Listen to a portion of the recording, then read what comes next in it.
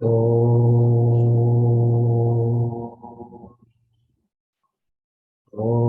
Sahana Vavatu Sahanau Bhunaktu Saha Viryankaravavahai Tejasvinavaditamastu Mavid Vishavahai. Om Shanti Shanti.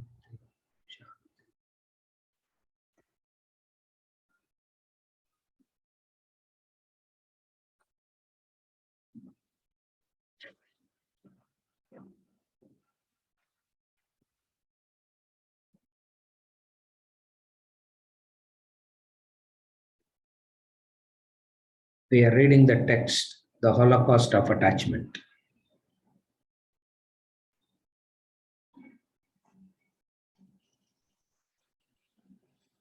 Attachment born out of selfishness. So you can say the Holocaust of attachment or the Holocaust of selfishness. Both are one and the same. One side is attachment, the other side is selfishness. So you can call it as for the Holocaust of attachment, or you can call it as the Holocaust of selfishness. Selfishness is destructive, and how much ever we hear selfishness is destructive, the human mind continues to remain selfish. It can talk about unselfishness, it can give a discourse on unselfishness, but it will remain selfish fundamentally. And what is selfishness? Selfishness is a self-centered interest. Selfishness is nothing but a self-centered interest, where the attention is upon yourself. When we say the attention is upon yourself, benefit. What is the benefit of me? Anything that I do, what will I get?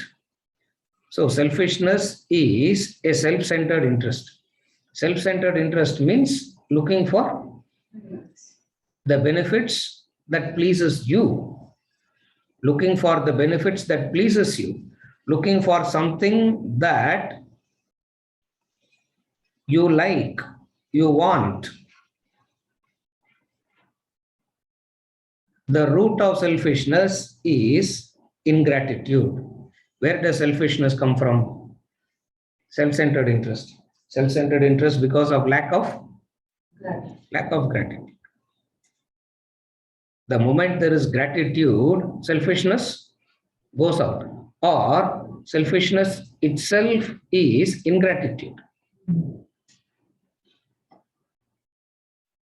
All positive emotions comes out of gratitude. All negative emotions comes out of ingratitude. That's all. The rule is very simple. All positive emotions comes out of gratitude. All negative emotions comes out of ingratitude.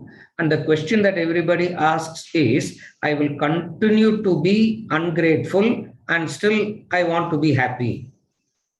I will continue to remain ungrateful, but still I want to be peaceful. This is the Holocaust. Selfishness and peace doesn't go together. Selfishness and happiness won't go together. Like he keeps on giving the law. A selfish person can never be happy. An unselfish person can never be unhappy. He keeps on saying this as the law again and again and again. The law is a selfish person can never be happy. An unselfish person can never be unhappy. Today the human being is trying what?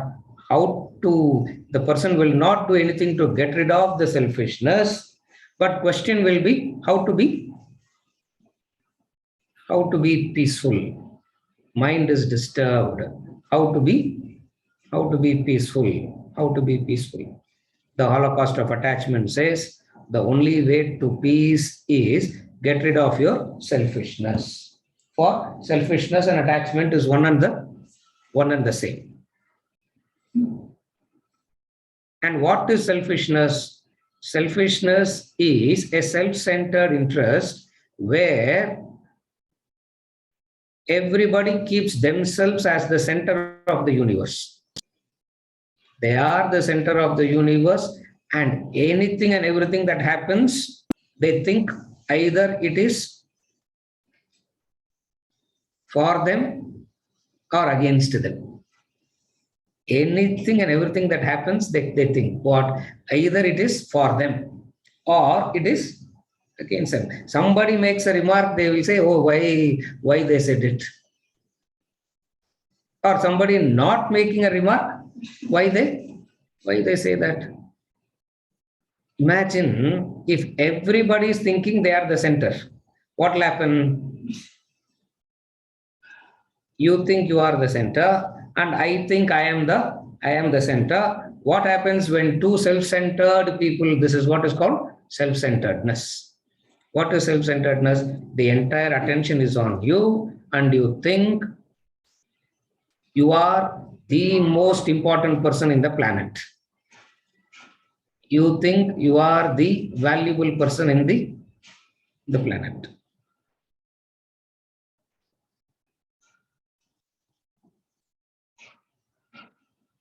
Even when you say, I'm useless, you want to be number one in useless, isn't it? If you say, I'm useful, I want to be number one in useful. If I say, I'm useless, I want to be number one in useless. It doesn't really matter. I have to be number one. This is selfishness, self-centeredness. Buddha talks about this king who joined the Sangha.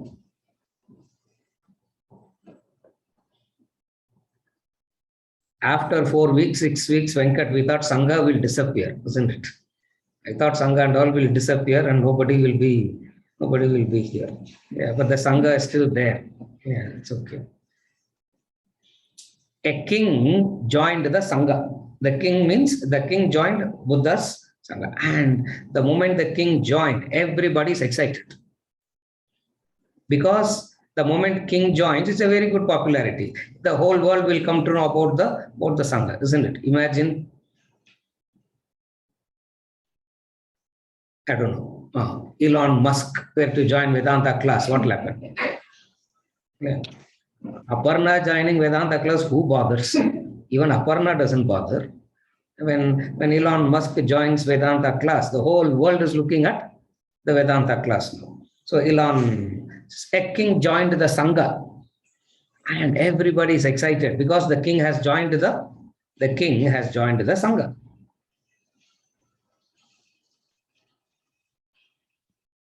And being the king, he has to be number one, isn't it?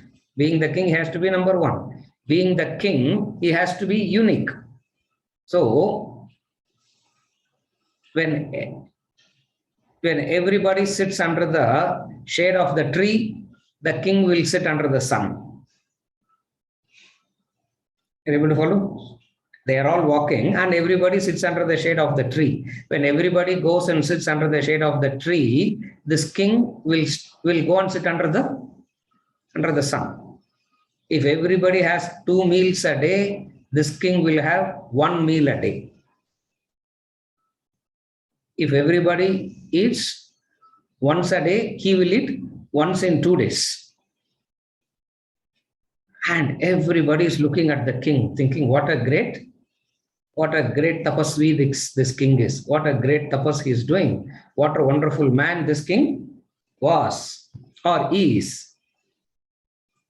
And the news went to Buddha. Buddha heard this is what this king is doing. So he called the king.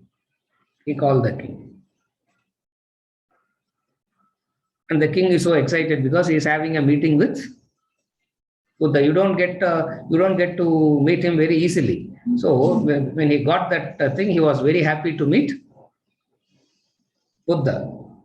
So Buddha said, I heard that you are a great veena player. You know, the musical instrument veena. The king is a very good player of that veena. since I know that you are a very good Veena player, why don't you play a song for me? Totally unconnected to what is happening to the situation, totally unconnected to the situation. Buddha said, can you play a song for me? And the Veena was brought. As soon as the Veena was brought, the king started stringing it. As soon as you get the instrument, you got to string it, no? You got to tune it. So he was trying to tune it. Buddha said, wait. Play as it is. Play it as it is. The king said, how can you play? Unless the instrument is tuned, good music won't come out. He said, now keep the Veena aside. Unless you tune yourself properly, good music will not come out of you. What are you trying?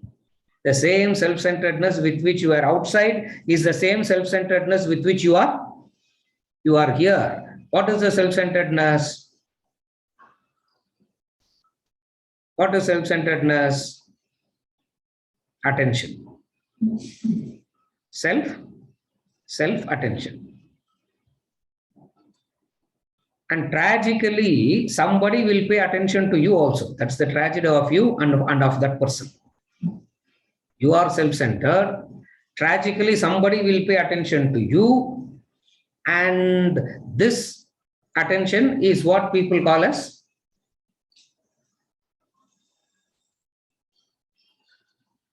love. Life suddenly becomes meaningful, isn't it? Before that, there was nothing in life. Life suddenly becomes beautiful. Butterflies will start flying. The internal climate, external climate, everything will change. I don't know what all happens. He says it is attachment. The Holocaust of attachment. Why? It is selfishness. And the selfishness is destructive. Selfishness is destructive. And the human being finds a unique way. What is the unique way? That is why it talks to everybody else and tells the other to turn unselfish. Carefully follow the game of the mind. What the mind will do, it will talk to everybody else and convince everybody else to become unselfish. When everybody around you becomes unselfish, what you need to do? Shankar, what you got to do? You can continue to be unselfish. You need not do anything. Why? Because when everybody around you has turned unselfish, life becomes better, no? It doesn't work that way. Why? Because the selfishness as a disease inside of you keeps destroying you from inside. The selfishness as a disease sits inside of you and it eats you up from inside. It doesn't matter rich or poor, educated or uneducated. Selfishness has got nothing to do with all these things.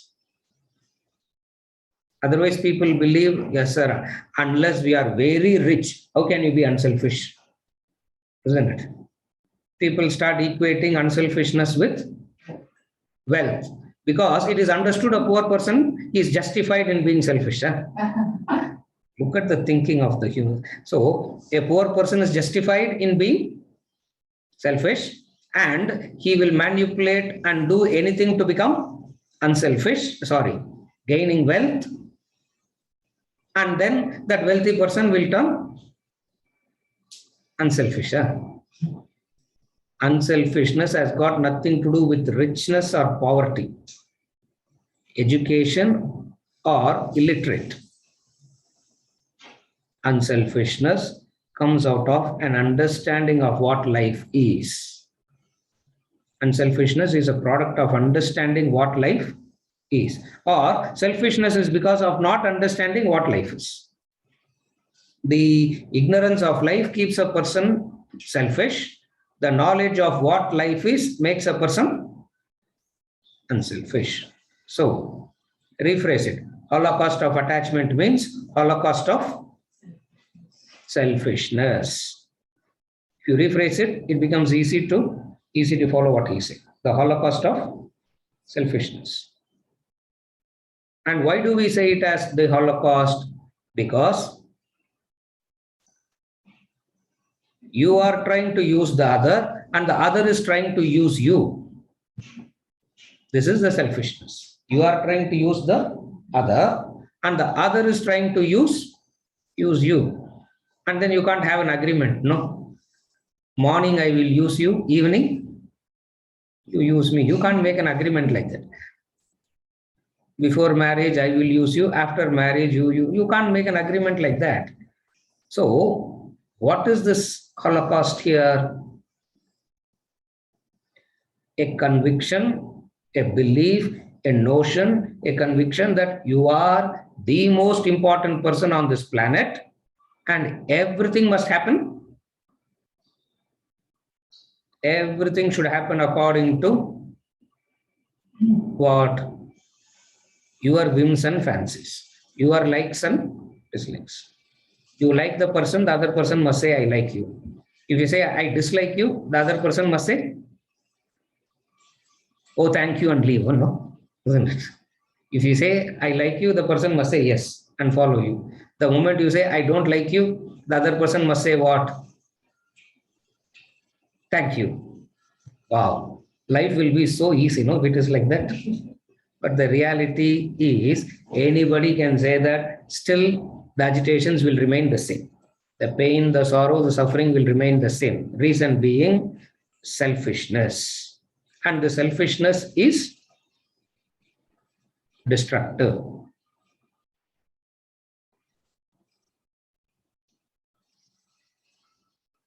Please remember, your selfishness will destroy only you. Your selfishness cannot destroy anybody else.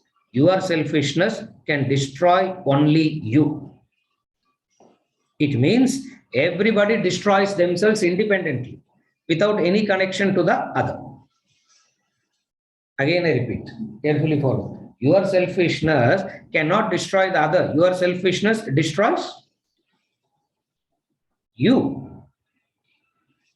And when it destroys you,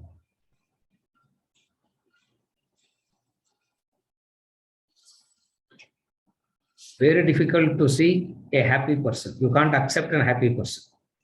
You can't accept a laughing, smiling person. If somebody is smiling and laughing, you get very annoyed. You get very irritated. Why? Because what is there to laugh when life is such a serious affair?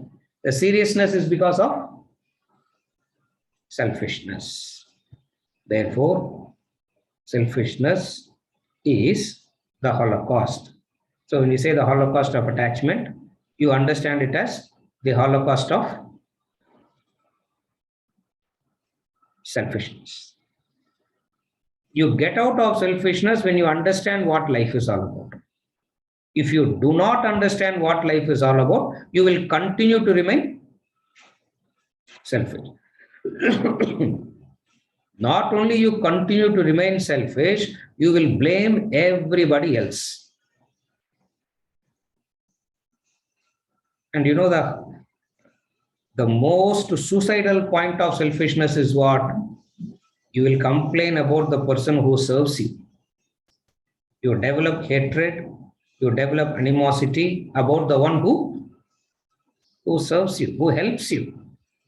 That's where it turns completely destructive. Somebody trying to help you out, somebody tries to save you, and you get annoyed, you get upset at that person.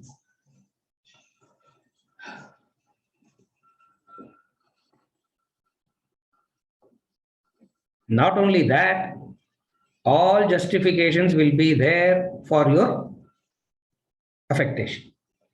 You will have 100 justifications, and all these justifications is to convince yourself that your selfishness is correct, but nobody bothers about your justifications. Nobody even cares about you. Nobody even bothers about you. Why?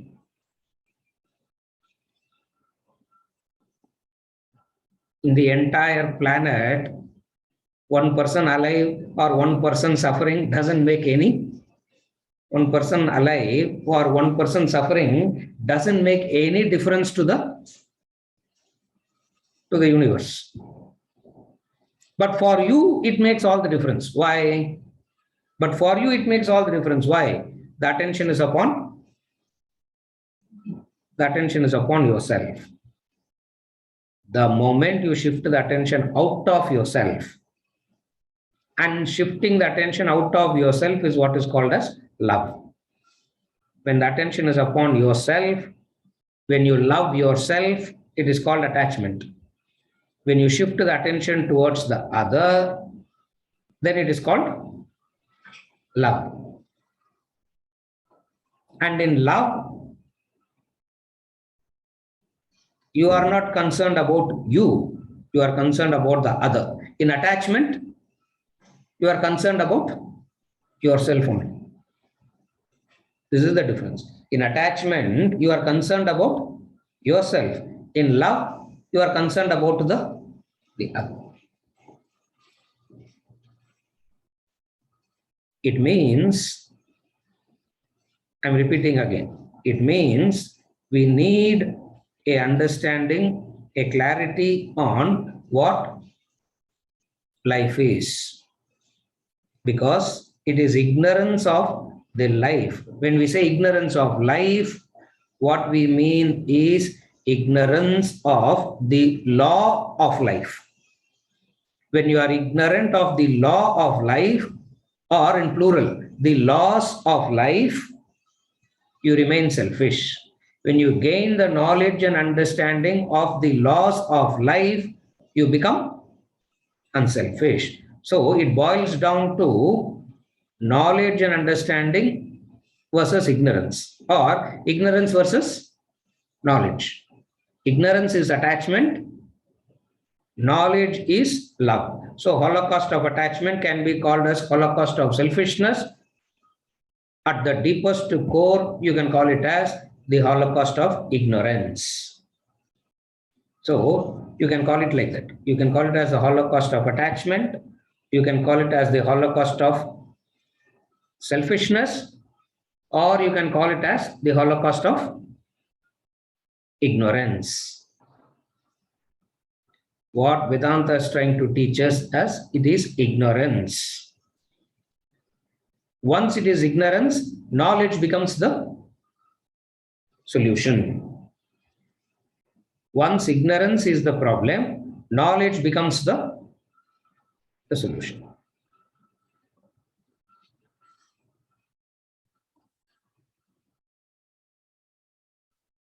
Having information about selfishness is not knowledge. Knowledge means the information brings about a transformation. Then only we can say you have knowledge. As long as you have the information, but no transformation happens in you, it's not knowledge. You follow? You should have the information, and that information should bring about a transformation, as he says. When information brings about a transformation, you have solved the problem. What is the problem? The Holocaust of attachment, or the Holocaust of selfishness, or the Holocaust of ignorance. These are the three stages: the selfishness, attachment, selfishness, and ignorance. With this background, we will start reading the text. The chapter 1, traffic of life. One second. I'm caught up somewhere. I'm not knowing where I'm stuck in my understanding. I understand that human being is looking for happiness, and he believes in selfishness likes happiness because I am important and all my things are catered to. That is his understanding. And what is this knowledge of life exactly? Maybe because he is not aware of the knowledge of life, that's why he is unhappy. How should he understand this whole thing? Where lies the happiness then? The knowledge of life, the knowledge of life says it is not about the knowledge of life.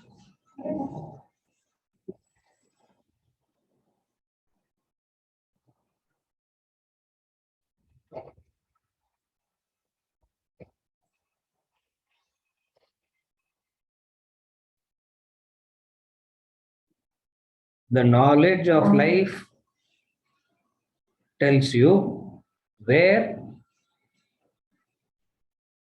happiness lies.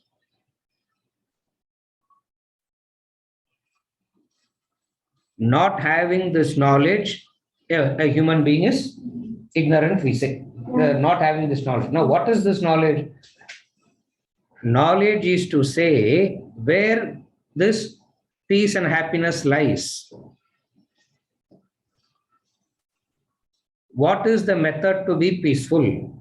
What is the method? So it talks about, it is talking about that. That is what we call as the knowledge of life. Ignorance, the law. What is the law?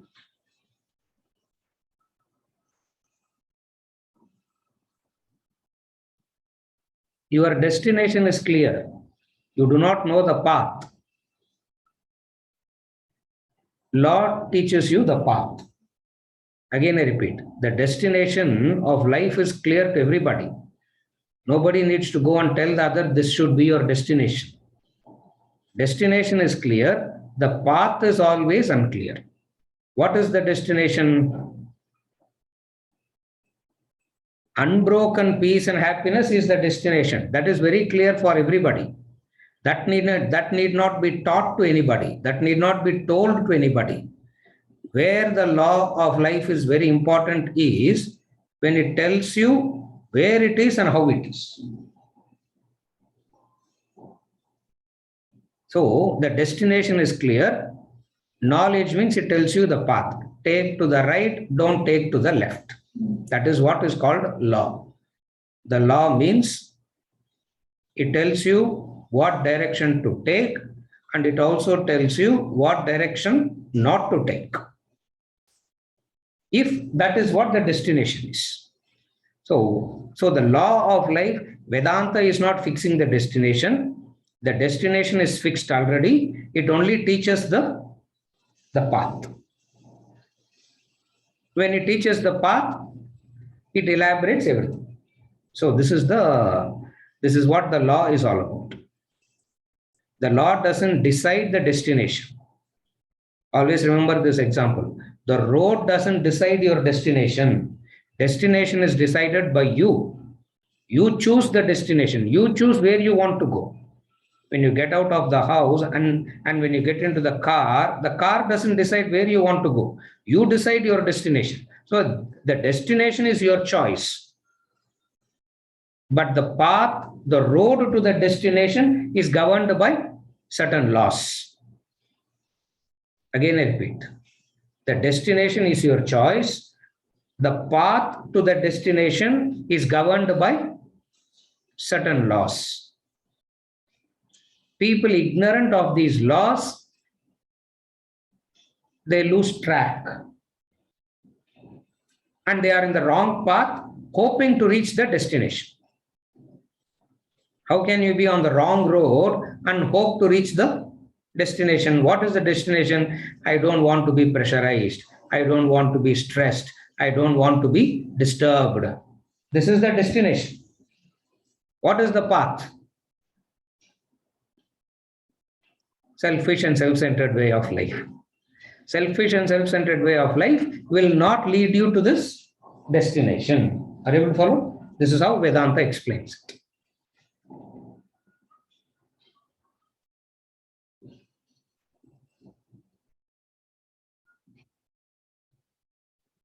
If the goal has to be fixed by somebody else for you,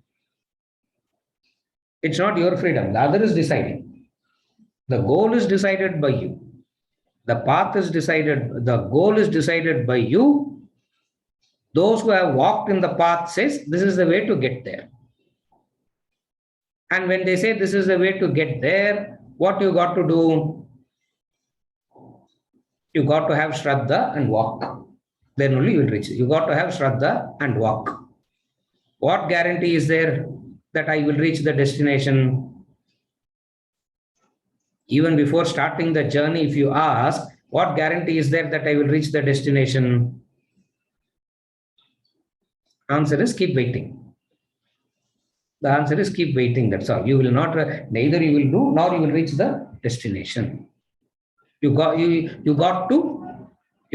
travel. And when you travel,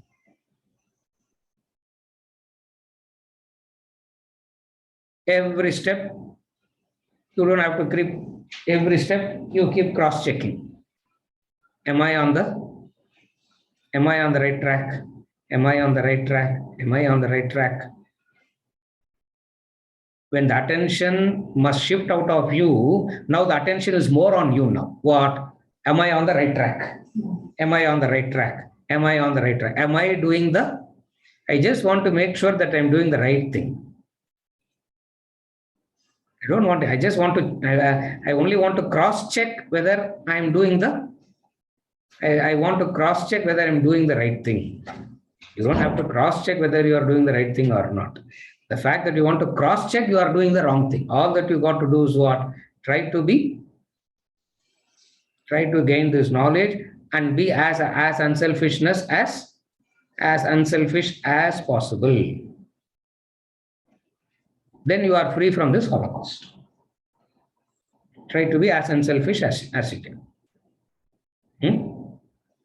So the same is the path and the goal of selfishness is the path and selfishness itself becomes the goal. Unselfish is the path and unselfishness becomes the goal. No. I don't know what she's somewhere. She's mixed up with so many things. What is not said now, don't bring it up. I wasn't discussing about the selfishness, the path, selfishness, the goal. That's why you read too much, this will happen, isn't it? You read a lot, this will happen. And this should be kept for Fridays. It will be very good for Friday evenings, not for Saturday mornings. Shailesh, correct? No. Yeah. Don't mix it up. It is to understand what life is. It is to understand what is the law. What is the law? Don't be selfish. When we say don't be selfish, be unselfish. Don't be selfish, be unselfish. This is the law. The Holocaust of attachment is because of the whole world is promoting selfishness as the whole world is thinking selfishness is the right way. Everybody is believing selfishness is the right way because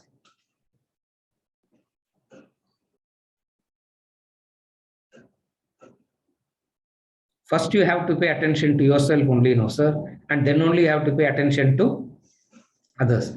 By the time, even on your deathbed, you will not have time to pay attention to the others. Where is the time for a person to become unselfish? The moment we talk about unselfish, the question is, oh, what will I get if I turn unselfish? Selfishness will not leave, isn't it? What will I get if I turn unselfish? It means something you have to get. Even if you have to become unselfish, you have to get something. Therefore, the attention never leaves you. Attention never leaves you. Attention never goes out of you. You want to make sure that the guarantee for destination is there. You want a guarantee that you want somebody to keep telling you that you are right, you are right, you are right, you are perfect, you are perfect, you are perfect. You want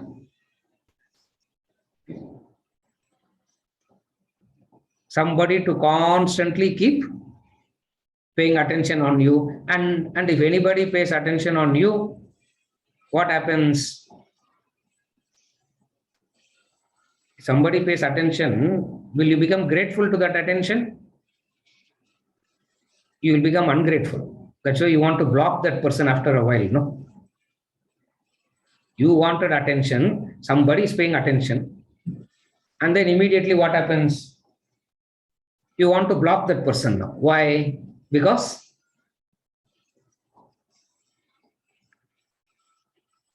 attention not happening according to your terms and conditions. So first is attention. Second one is attention according to your terms and conditions. Number three, in return, the other person must not ask you for anything. By mistake, if the other person says, get me a glass of water, relationship is broken. Why? Because pressurizing, sir. Too much of pressure. Why? The other person asked for a glass of water, that's all. Too much of pressure. Anybody who breaks the relationship, one common thing they say is, it's too pressurizing. It's too much of pressure, too much of pressure. What is the pressure? There is no pressure at all. Or there is full of pressure. What is the pressure?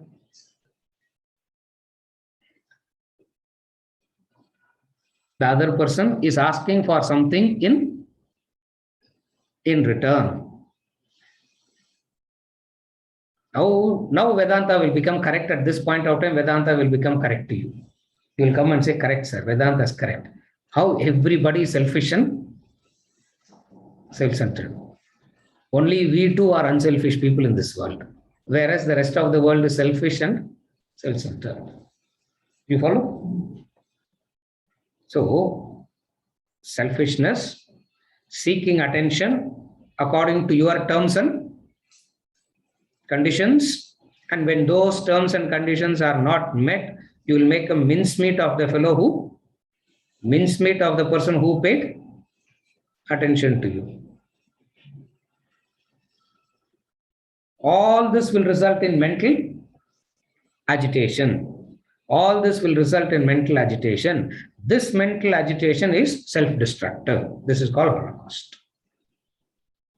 This is called the Holocaust. Is it okay?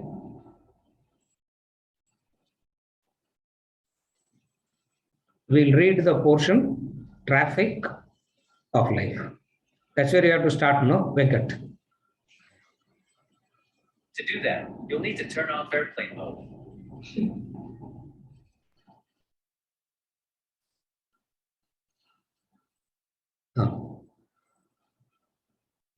The traffic of life. As a human being, you must study how you function in the world. Understand that you have a physical body which acts as a mere vehicle. The mind and intellect uses it to move from one experience to another. The body houses the sense organs of perception and action. The organs of perception receive the stimuli from the external world. The eyes receive color and form. The ears receive sound. The nose, smell.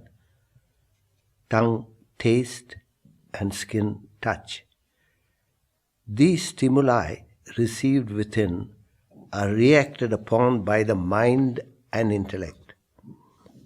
After the reaction, the mind and intellect sends out responses through the organs of action.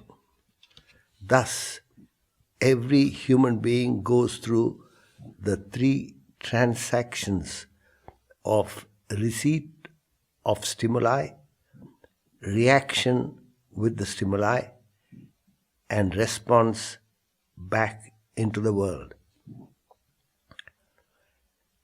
These three, receipt, reaction, and response, actually constitute the traffic of life. You go through these transactions every day from birth to death. It is in your interest to examine and streamline these transactions for success and progress peace and happiness, and above all, your spiritual evolution. Make sure the stimuli reaching your organs of perception are proper and conducive for your overall growth in life. That the mind and intellect reacting with the stimuli is of fine quality, and the responses by the organs of action are perfect. The three transactions of life are akin to the manufacturing process in a factory. The raw material is fed into the factory at one end. The machines process the material into finished products which come out at the farther end. A system of quality control is installed at the finishing point to ensure the products meet the requisite standard. If the raw material fed into the factory is inferior, the machinery faulty, or the quality control poor, the products would be defective. On the contrary, if the raw material is superior, the machines of high standard, and the quality control properly monitored, the products would be perfect. The three human transactions function in a similar manner. The 5 types of external stimuli received by the senses are equivalent to the raw material fed into the factory. The mind and intellect reacting with the stimuli akin to the machine's manufacturing process, and the individual's evaluation of the end result would be the quality control procedure. The results accruing from the human transactions are again strikingly similar to the products emerging from the manufacturing process.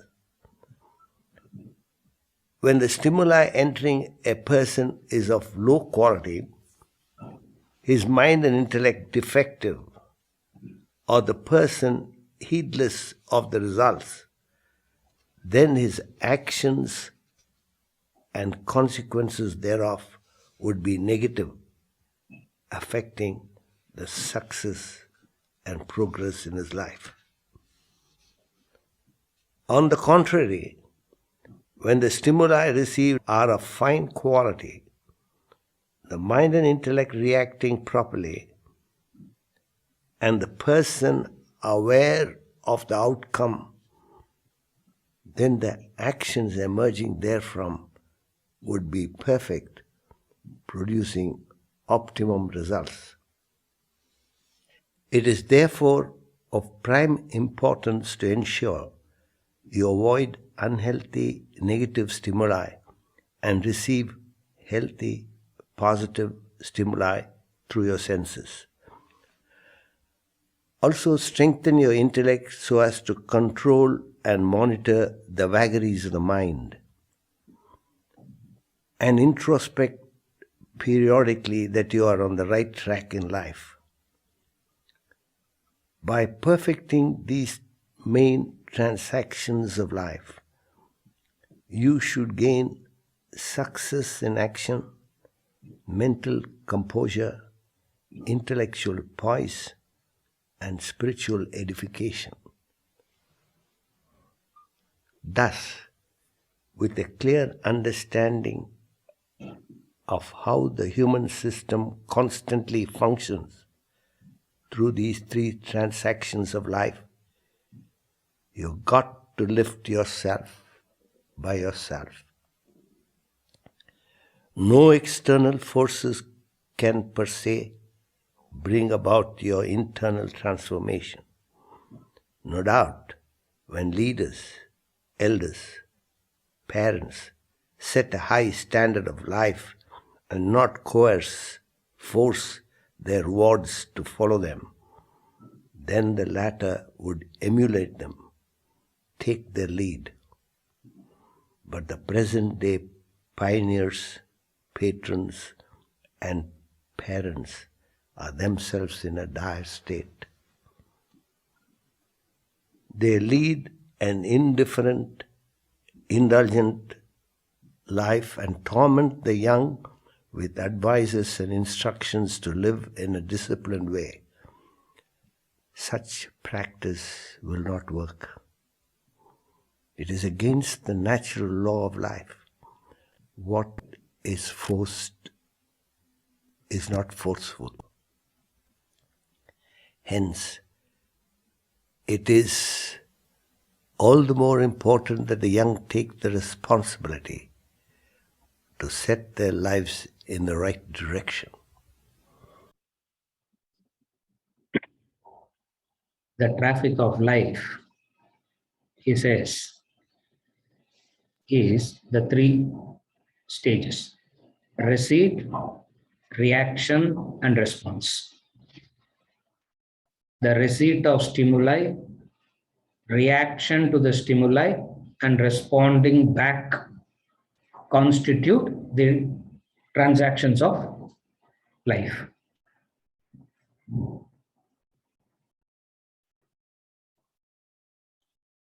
So life equals receipt, reaction, response. So to put it mathematically, you can say life equals receipt, reaction, response.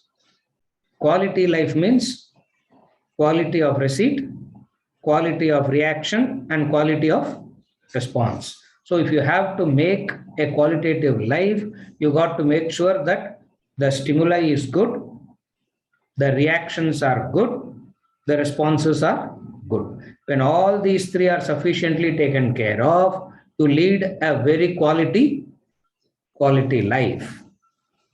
And when you lead a quality life like this, you will be able to inspire somebody else to emulate you. Instead, what people are doing, especially the well-wishers, what he calls as the patrons, the parents, the elders, the leaders, as they lead a different kind of life, they want the others to lead a different life. That doesn't work, he says. So that is not the way to help another. You got to raise yourself by yourself. You can derive inspiration from the other. Understand the difference between the two. You can always derive an inspiration from the other. You can always derive a strength. You can always derive, not strength, a motivation from the external. But the work has to be done by yourself internally to transform. Not understanding this, they believe that if there is an inspiring person, that inspiring person will change everybody. That inspiring person cannot change anybody. Everybody has to change themselves. One has to worry about oneself. One has to change oneself. But you can always derive inspiration from, you can always get inspiration from external factors. And those external factors can be a parent, can be the leader, can be the, so whatever be it. So that will come to later. First is the traffic of life. Traffic of life, corrects are always traffic jam only, isn't it? Gridlocked. What is the traffic of life? It is gridlocked. Nothing is moving. What are the transactions? What are the three? Receipt, reaction, response.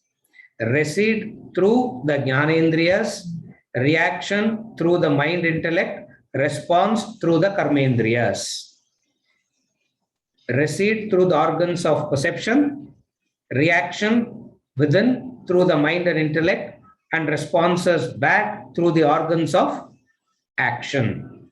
So the organs of perception, receipt, reaction, mind and intellect, responses, the organs of action. So So what is the three transactions says?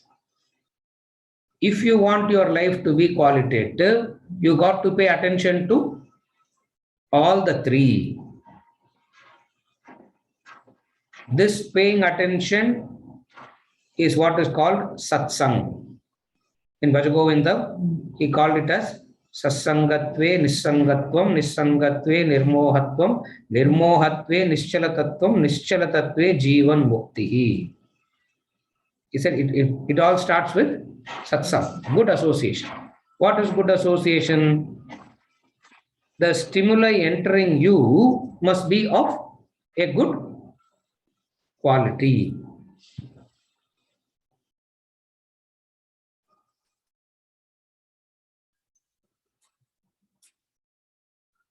If you yourself fantasize and the movie that you watch adds up to the fantasies, what will happen? What will happen? You'll get into the delusion only. Why? Because the stimuli that is entering you is not of a good quality. So you got to make sure that the stimuli enters you must be of good quality. Here comes the law. What is the law? The good quality stimuli doesn't appear pleasant. The good quality stimuli is not attractive. If the good quality stimuli is attractive, pleasant, no education is required. Everybody will know exactly what to do and go for it. But the good quality stimuli is always unpleasant. The good quality stimuli is always very painful, very unpleasant. Because of not understanding this, what does a human being do? They court the unpleasant and leave the beneficial, and leave that one which is beneficial to them. Why they court that which is unpleasant? They court that which is unpleasant because the beneficial one is it's not so attractive in the beginning. It's not, there's nothing that is very, I don't know, whatever word they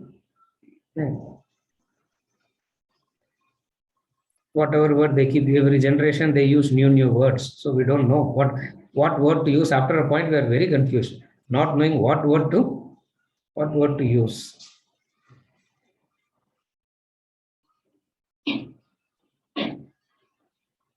What you say in India, you must not say in Dubai. What you say in Dubai, you should not say in LA. What you say in LA, you should not say in New York. What you say in New York, you should not say in Toronto, and then come back to Chennai. You are completely confused, not knowing what to even say.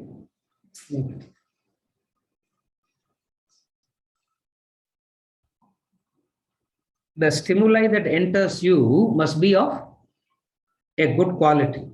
What is meant by a good quality stimuli? The good quality stimuli means that which reminds you of the higher. That which can remind you of the higher is good quality. That which makes you sensual, that which makes you self-centered, that which makes you sensual, that which makes you selfish is of low quality. So how do you determine what is high and what is good and what is bad? Anything that reminds you of the higher is of a good quality stimuli. Anything that reminds you of the lower is a bad quality stimuli. And always the bad quality stimuli is more attractive than the good quality one. Therefore, you got to be very careful on what? Stimuli that gives you an instant, any stimuli that gives you an instant joy, instant pleasure, you look at it and you fall for it, isn't it? We just looked at each other and that's it. What? Both got destroyed. That's all. What else? Nothing happened. Both got destroyed. we looked at each other and we knew we are made for each other. Yes, made for each other to destroy one another. That's all. What else can you do?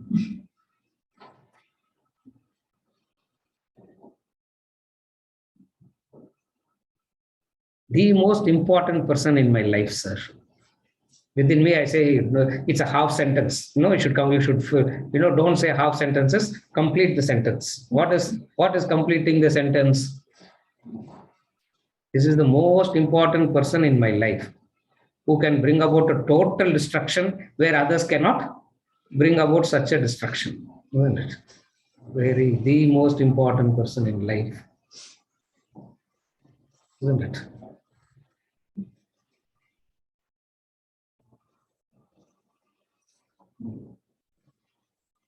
Nobody loves me, sir. Isn't it? What do you mean nobody loves you? There are so many people who are loving you. No. A particular stimuli that you want, you aren't getting. You want a particular stimuli that you are not getting. When you do not get that which you are looking for, what you do? You start looking for that stimuli, that sensation, that which gives you that instant pleasure, that which gives you that instant pleasure. So what is a good quality stimuli? Like a thumb rule you can have, isn't it? What is the thumb rule you can have? Good quality stimuli will not be pleasurable in the beginning. Bad quality stimuli will be pleasurable in the beginning, 100%. So anything that is good straight away is not that good. It can't be. This is how you pay attention to the first transaction. What is the first transaction? The receipt of stimuli. Stimuli is very important because mind works based on the principle of the law of association. Since mind works based on the principle of law of association, it is very important as to what enters you, because that immediately triggers an associative thought. It immediately triggers an association. And that association is what is very important. Therefore, first transaction of life says, be careful about the stimuli that enters you.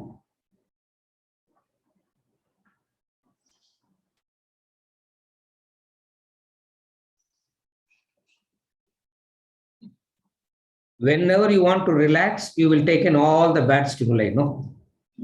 Isn't it? I want to relax now. What to do?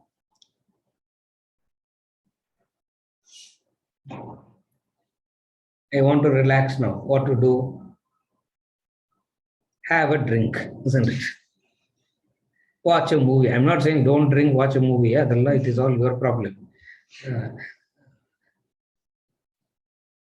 I don't have a liquor company, nor do I own a movie theater. So it doesn't make any difference whether you see or don't see. Stimuli creates a thought association. That's all. You cannot take in any stimuli and expect you not to get affected. Therefore, you got to be very careful about what goes in. You got to be very careful about what goes in. So you have made sure that the stimuli is of a good quality. Having made sure that the stimuli is of the good quality, then comes another important factor. What is another important factor? The stimuli is like the raw material. The mind and intellect is the machinery in the factory. Very good raw material, but very poor quality machinery. What will happen? Useless. Therefore, the machinery must be of a good quality. And what is the machinery? The mind and the intellect. The mind and the intellect. Good quality machinery means intellect guiding the mind. Bad quality machinery means the poem pond. I think that's a poem pond we studied, no? Last? Correct? Even 6 weeks later also we remember. Huh? Very good. Yeah, because that's the poem Pond we studied. Bad quality machinery means the poem Pond, where the intellect is hijacked by the mind. So the mind overpowers. A good quality machinery means intellect guiding the mind. So you got to make sure that the second transaction of life. What is the second transaction of life? The reaction. In the stimuli enters you. The first point is make sure a good quality stimuli enters you. Second is let the stimuli get filtered by the intellect. Let intellect do the filtration process and let the intellect decide what to come in, what not to come in. It means the reaction is of a good quality. So the reaction, you have taken care of the receipt, you have taken care of the reaction. The third transaction of life is the response. Response, he says, is equivalent to quality control. What is response? The lifestyle that you lead, what comes out of you is the response. So what are the quality control? What does the quality control means? To give the quality control is what in Bhagavad Gita 12th chapter he gives it as 35 qualities of a bhakta. In the 13th chapter he calls it as the 20 qualities of the jnani. In the 16th chapter he calls it as the qualities of the divine and the demonical. So what is the quality control? What kind of manifestations comes out of you? If the manifestations are what comes out of you, the responses, that acts as the quality control. What type of responses must come out of you? The list is given. Where is the list? In the 12th chapter of the Bhagavad Gita, he calls it as the 35 qualities. In the 13th chapter, I'm repeating again for your reference. In the 13th chapter, he calls it as the 20 qualities. In the 16th chapter, he calls it as the qualities of the divine and demonical. 26 qualities of the divine and 6 qualities of the demonical. Okay, if you put 35 plus 20 plus 26, how much you get? Anybody knows mathematics here? 35 plus 20 plus 26, how much? Whatever be it. That is if that comes out of you, quality control. If the 6 demonical qualities comes out of you, it means very poor quality. So now there are 2 things. What are the 2 things? The responses. What constitute positive response and what constitutes negative response? The demonical qualities are the negative ones and the divine qualities are the positive ones. Now you pay attention to all these 3. The traffic of life is taken care of. If you are not doing this, what happens? Even if you miss one, the quality of life will be poor, will be very bad.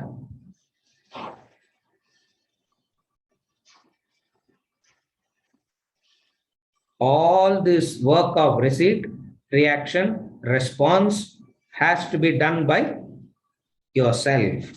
That's why he says, you make yourself, you mark yourself, you raise yourself by yourself. When all this is being said again and again and again, then what is the role of the Shastra? What is the role of the Guru in the traffic of life then? If all the work is going to be done by yourself, then what are they doing? What is their relevance?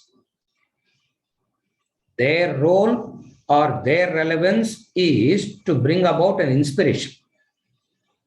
They can inspire you. And how can they inspire you?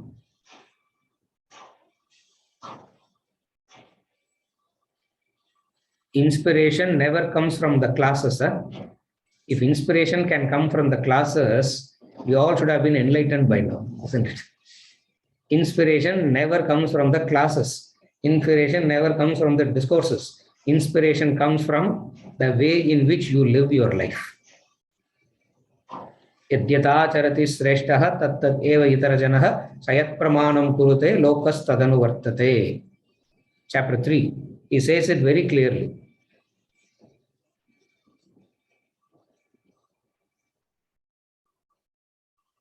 You can inspire the other, but not force the other.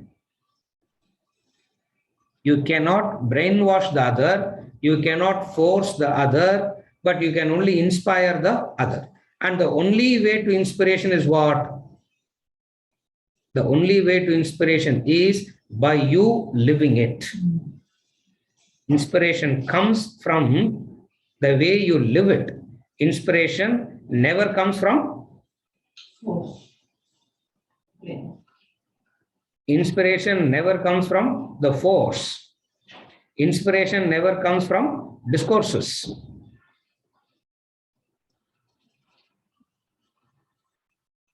You can go to a motivational talk, get inspired. As soon as you come out of the hall, 50% of the motivation is 50% of the motivation is gone. And you come and get into the car, you see the traffic jam, 100% gone, isn't it? 1.5 hours of listening to, 1.5 hours of listening to, be selfless, be unselfish, be this, be that, and then you come out.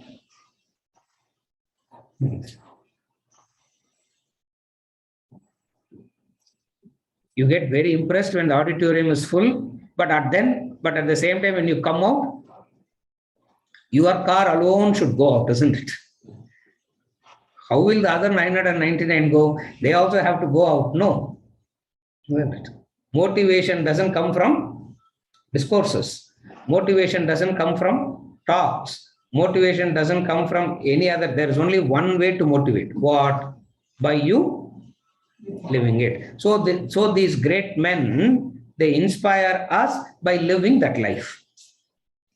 These great human beings. You can't even say men. Otherwise, what happened to women now, isn't it? So, what all problems we face. That's why it is so easy to speak in Sanskrit language. Nobody will understand it. You can grab or something and it, yeah, you have to say he, you have to say she, you have to say Anshu. Them also you have to say no. Yeah. Because she gave me a discourse on that also once. She gave me a discourse. I said, very good. You don't know whether to, so what to do? Never mind. The only way to inspire is what? By you living that. The traffic of life goes by the 3 transactions: receipt, reaction, response. And all put together in one word, you can call it as satsang. Association. Very important is to understand this because mind works based on the association of thought.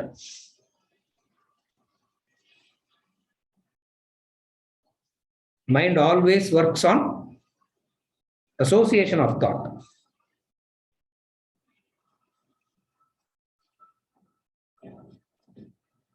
Different perfumes produces different reactions in you, no?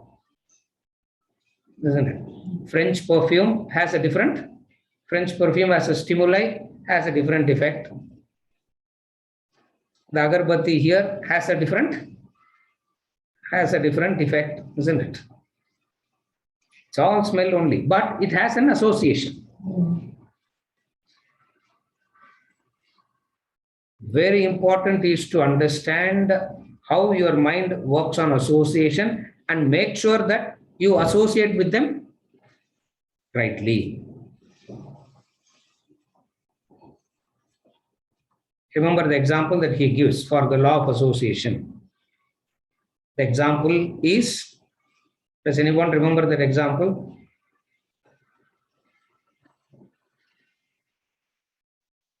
Breakfast on the sterilized bedpan.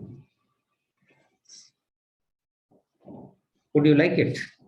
If you don't know what bedpan is, then you may take it. If you know what bedpan is, you will starve, but you will not want to eat on it, isn't it? Why? It's also stainless steel only. It's also like any other plate only. What is the problem? Association. What you associate that with. It is brand new, unused. Still, would you like to use it? Nobody will want to use it. Because the mind works based on the principle of the law of association. Stimuli triggers something. If stimuli isn't there, the mind itself will keep bringing it out again and again. If there is no stimuli, what happens? It's not the mind will be sleeping. The mind will bring it out by itself. That is why the intellect is that's why the intellect is necessary. If cutting off the stimuli can change everything, all that we got to do is go to a place where there is no stimuli, isn't it? Go to a place where there is no stimuli, everything will be all right. No. Very easy, isn't it? Where can you go? There is no place where there is no stimuli, isn't it? So it means what? You got to attend to the stimuli and you got to attend to the mind. And intellect is that which attends to the mind and the stimuli. Stimuli means senses. Please understand, stimuli means we are not talking about the external thing. Stimuli here refers to the senses. You can choose. You make a conscious choice of that which reminds you of something higher. You make a choice. And the association is conducive. It makes it conducive. In a conducive environment, it is easy to understand the mind and monitor the mind and govern the mind. So it is conducive. And so taking care of this receipt of stimuli is a conducive environment.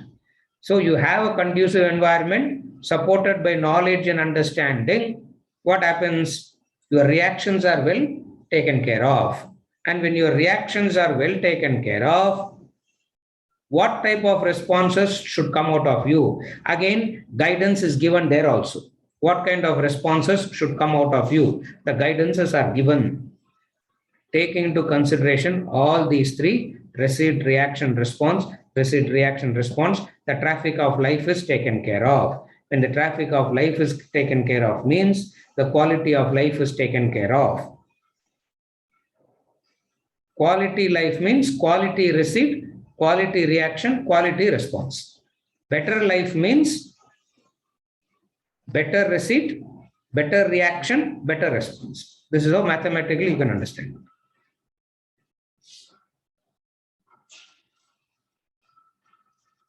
To put it very simply, life equals 3R.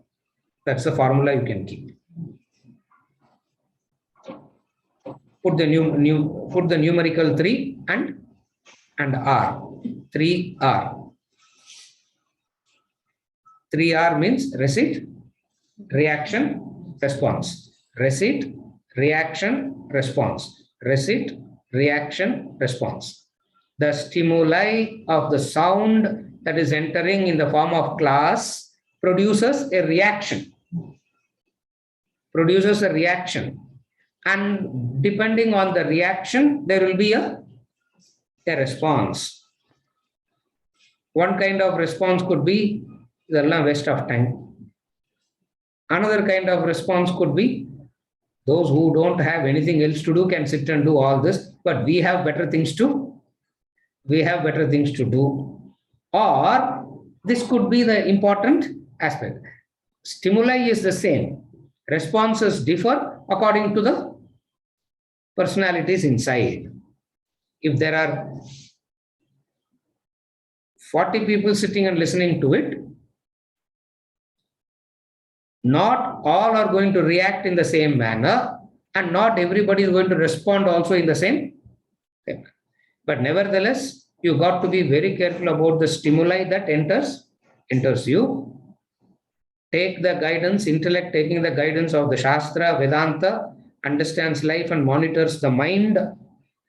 When the first two are taken care of, the receipt and reaction, quality control as the responses that comes out of you takes care of all the three.